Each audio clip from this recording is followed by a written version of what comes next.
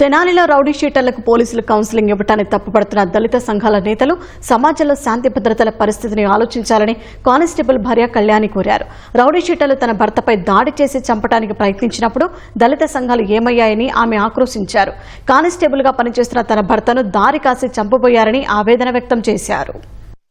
మా ఆయన ఉద్యోగరీత్యా తెనాలిలో ఐతన్నగర్లో నివాసం ఉంటున్నాం. నేను మాల కులానికి చెందిన అమ్మాయిని. నాకు తల్లిదండ్రులు లేరు. నా భర్త నన్ను కంటి రెప్పలా చూసుకుంటున్నాడు.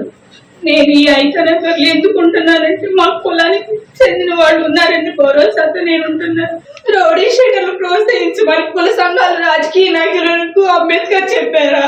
రౌడీ షీటర్లు దళితులు అయితే నేను దళితురాలు కాదా? నా భర్త బీసీ దళితుడు కాదా? ఆ రోజు రౌడీ షీటర్ దాడిలో నా భర్తకి ఏమన్నాయి? దళిత సంఘాలు రాజకీయ నాయకులు నాకు ఏమని సమాధానం చెప్తారు? నా కుటుంబాన్ని పోలీస్ శాఖ చాలా అండగా నిలబడింది. రౌడీ షీటర్ పై ఇలా ఉక్కుపాదం మోపడం అలాగే మరో మహిళకు ఇలా అన్యాయం జరగదు. నిజమైన దళితులకు అన్యాయం అవమానం ఏమైనా జరుగుంటే వచ్చి పోరాటం చేయండి, అంతేగాని ఇలా రౌడీ షీటర్లకు మానవ మృగాలకు సపోర్ట్ చేయొద్దు. మీ అందరికీ దళిత సోదరి విన్నపం. జై భీమ్.